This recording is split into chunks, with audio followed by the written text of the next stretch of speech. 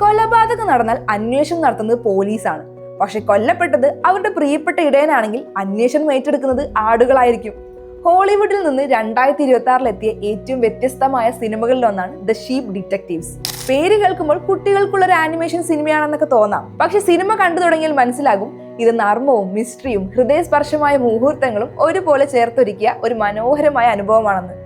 കൈലി ബാൾട്ടൺ സംവിധാനം ചെയ്ത ഈ ലൈവ് ആക്ഷൻ കോമഡി മിസ്റ്ററി ചിത്രം 2005 പുറത്തിറങ്ങിയ 3 Bags Full എന്ന പ്രശസ്ത നോവലിനെ ആസ്പദമാക്കി ഒരുക്കിയിരിക്കുന്നതാണ്.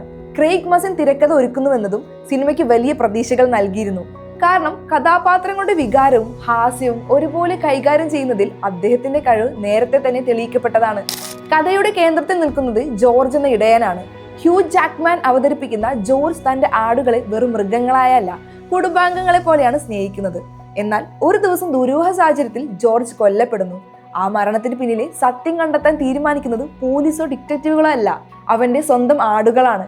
മനുഷ്യരുടെ സംഭാഷണങ്ങൾ കേട്ടും അവരുടെ പെരുമാറ്റങ്ങൾ നിരീക്ഷിച്ചും സ്വന്തം രീതിയിൽ തെളിവുകൾ ശേഖരിച്ചും ഈ ആടുകളുടെ സംഘം നടത്തുന്ന അന്വേഷണം സിനിമയുടെ ഏറ്റവും വലിയ ആകർഷണമാണ്. ഓരോ ആടിനും വ്യത്യസ്ത സ്വഭാവങ്ങളും ചിന്താഗതികളുമാണ്.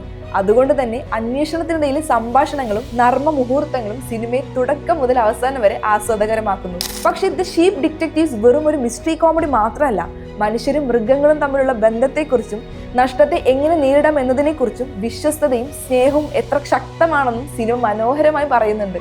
നിങ്ങൾക്ക് നൈഫ്സ് ഔട്ട് പോലുള്ള മിസ്റ്ററികളും പാഡിംഗ്ടൺ പോലുള്ള ഹൃദയസ്പർശമായ കുടുംബ സിനിമകളും ഇഷ്ടമാണെങ്കിൽ ദ ഷീപ്പ് ഡിറ്റക്റ്റീവ്സ് നിങ്ങൾ തീർച്ചയായും കണ്ടിരിക്കണം.